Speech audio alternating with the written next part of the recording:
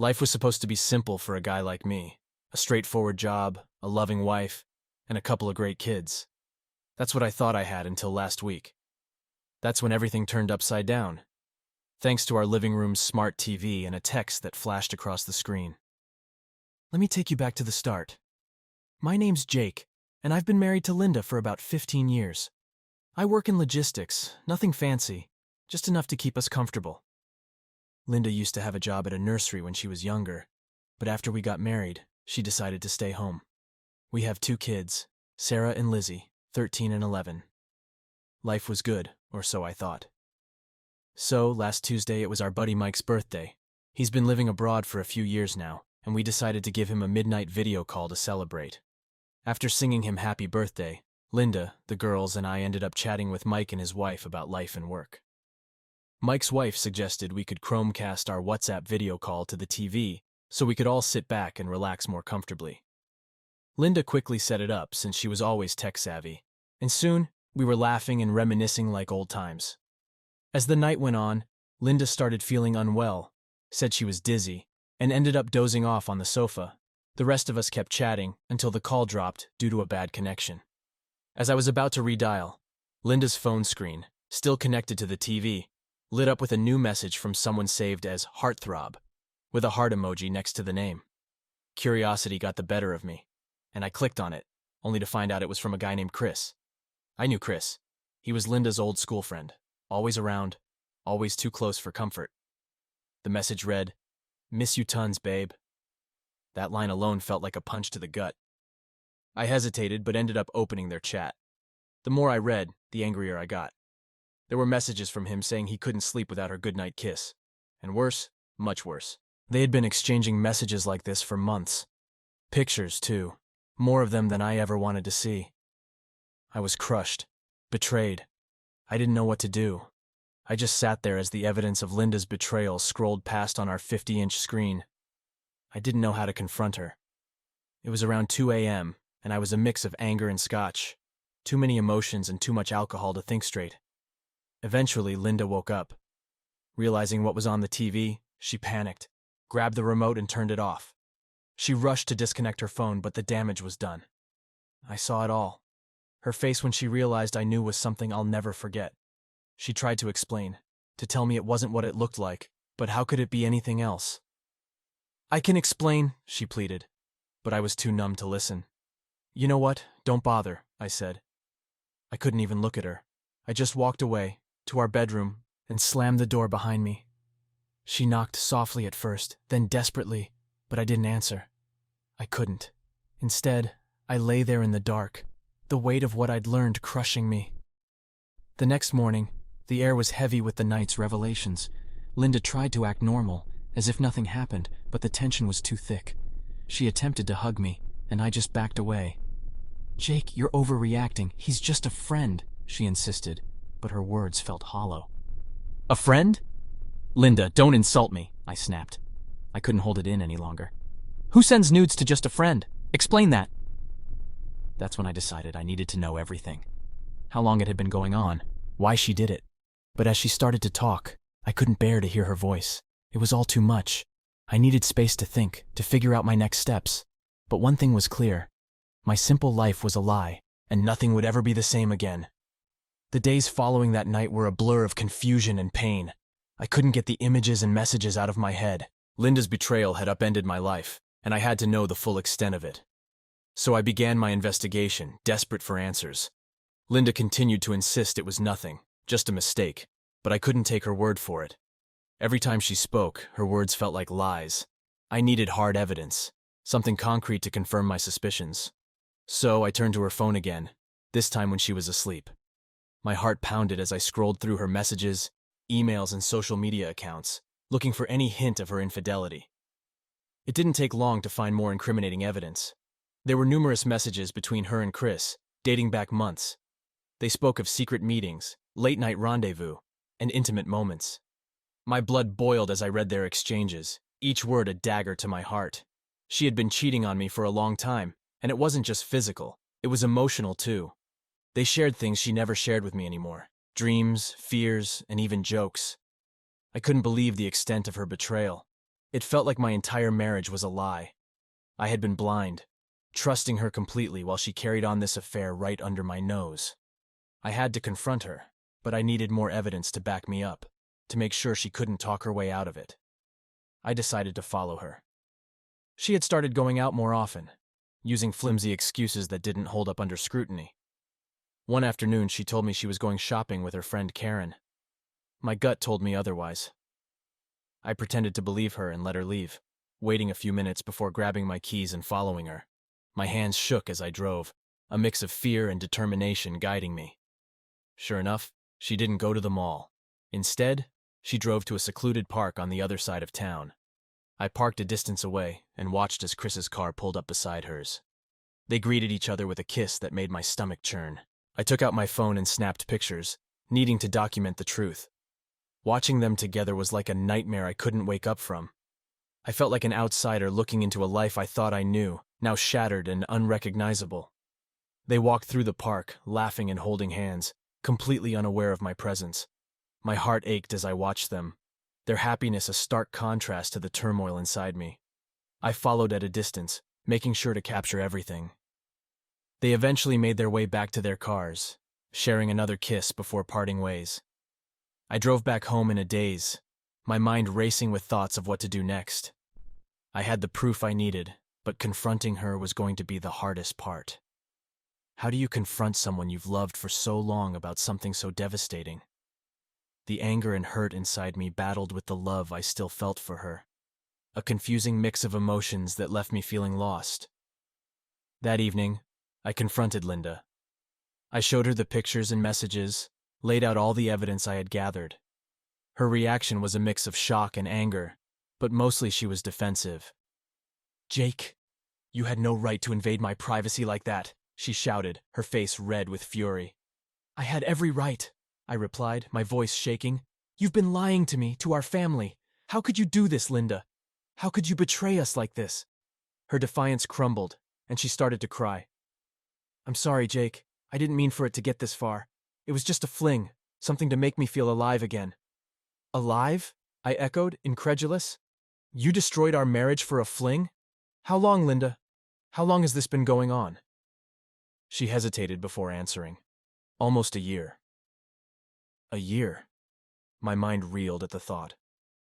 For nearly a year she had been deceiving me, pretending everything was normal while she carried on this affair. The betrayal was deeper than I had imagined. "Why?" I asked, my voice breaking. "Why didn't you just talk to me? We could have worked on things together."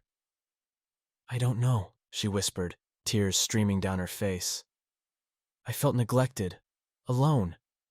You were always busy with work, and I needed someone." Her words stung, but I couldn't deny there was some truth to them. I had been focused on providing for our family, often at the expense of our relationship. But that didn't excuse what she had done. It didn't justify the lies and the deceit. I needed time to think, to figure out what to do next. I told her I needed space, that I couldn't be around her right now. She begged me not to leave, but I couldn't stay. I packed a bag and left, needing to clear my head and decide the future of our family. Leaving home that night was one of the hardest things I'd ever done. I drove aimlessly for a while, the streets blurred by my tears. Eventually, I found myself at a motel on the outskirts of town. The room was dingy and cold, but it offered the solitude I desperately needed. I lay on the bed, staring at the ceiling, replaying everything that had happened. How could my life have fallen apart so quickly? The woman I loved, the mother of my children, had betrayed me in the worst possible way. The next morning, I called in sick to work. I needed time to process, to figure out my next move. I spent the day going over the evidence I had collected, trying to make sense of it all. It was clear that my marriage was over, but what about our kids? How could I protect them from this mess? They were my top priority, and I had to make sure they were safe and loved, no matter what happened between Linda and me. As I sat there, my phone buzzed with a message from my friend Tom. He was one of the few people I trusted with my problems, and I decided to confide in him. We met at a nearby coffee shop, and as I recounted everything, his expression turned from shock to anger. "That's messed up, man," Tom said, shaking his head. "You need to confront that guy, too. He's just as guilty." The thought had crossed my mind, but I wasn't sure if it was the right move. Confronting Chris could lead to more trouble, but the idea of him walking away unscathed infuriated me. "You're right," I finally said. "He needs to know there are consequences for his actions." With Tom's help, I tracked down Chris's address. He lived on the other side of town in a small apartment complex.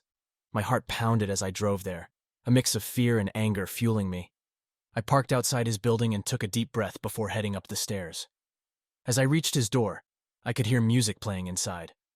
I knocked loudly, and after a moment, the door opened to reveal Chris, looking confused and slightly annoyed. "Jake? What are you doing here?" he asked, his tone wary.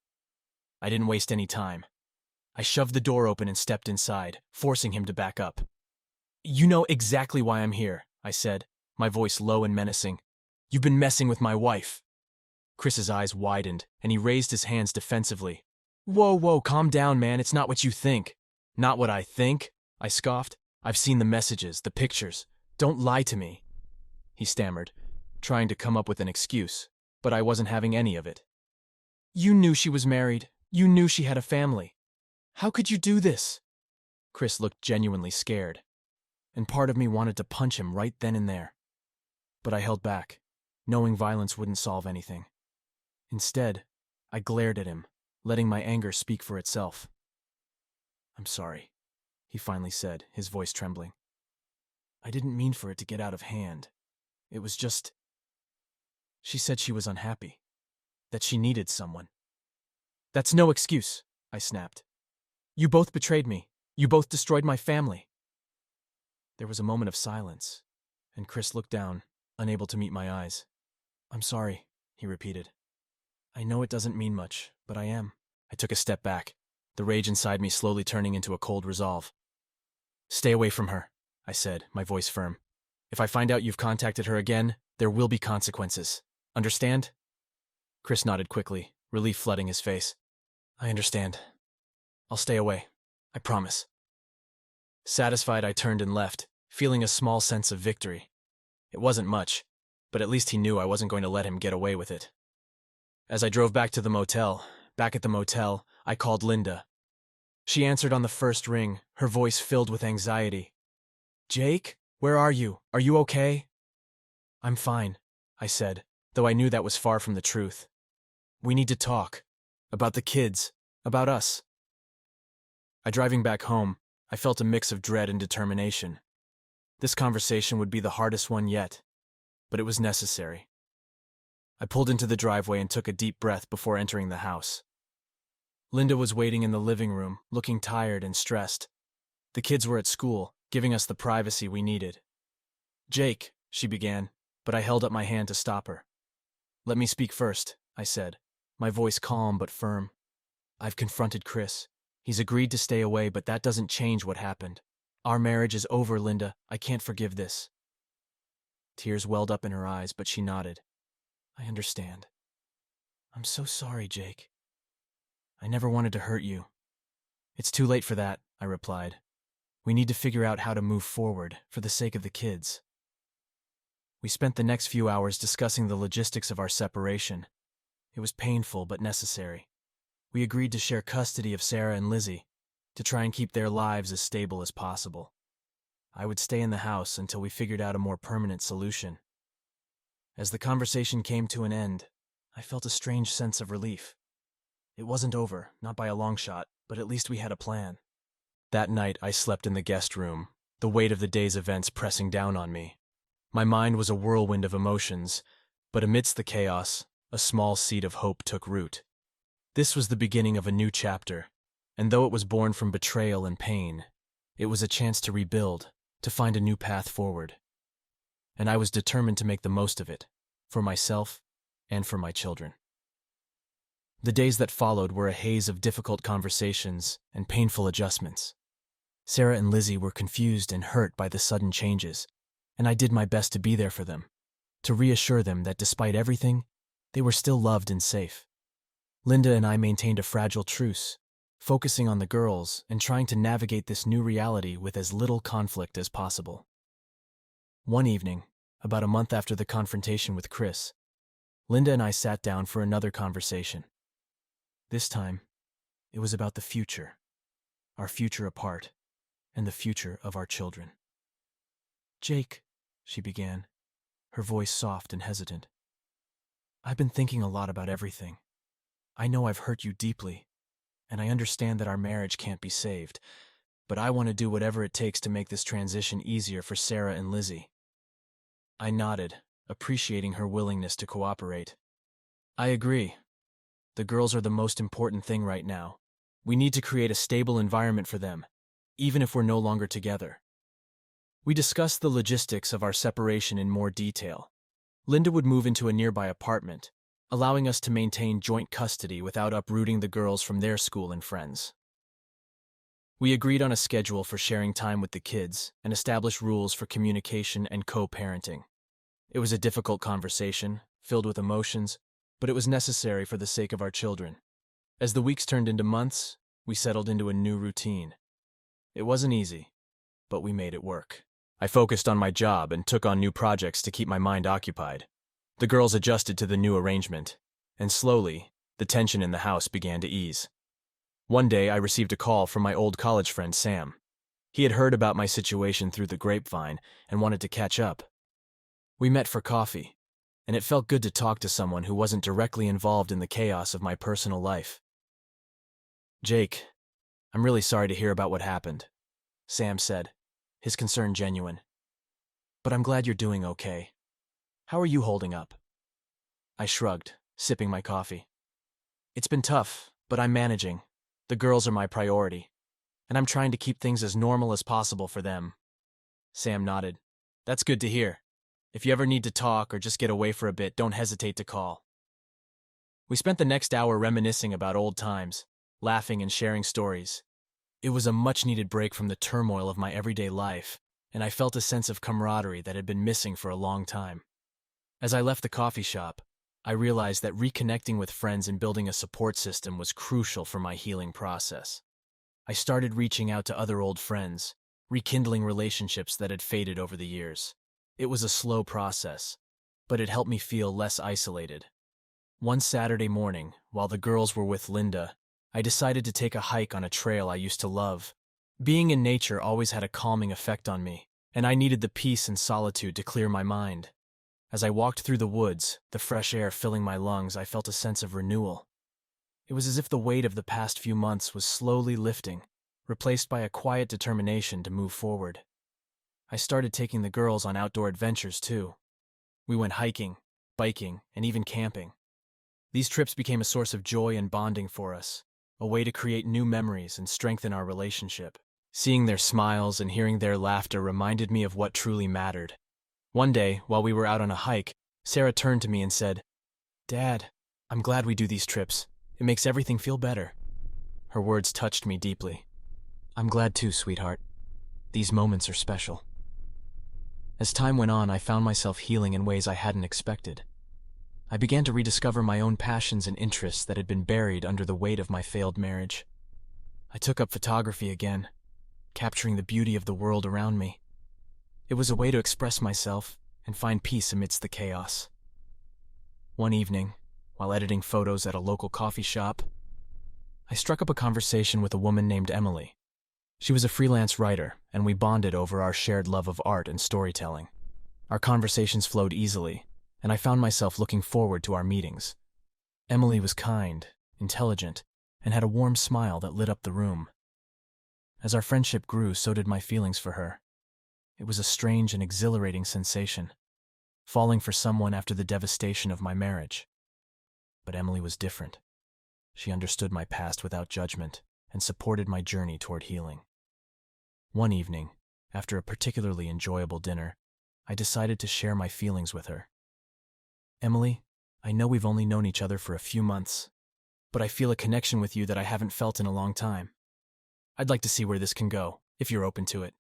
She smiled, her eyes twinkling. "Jake, I feel the same way. Let's take it one step at a time and see where it leads." Our relationship blossomed slowly, built on trust and mutual respect. Emily became a source of strength and joy in my life, and she got along wonderfully with Sarah and Lizzie. The girls adored her, and it warmed my heart to see them happy and accepting of this new chapter.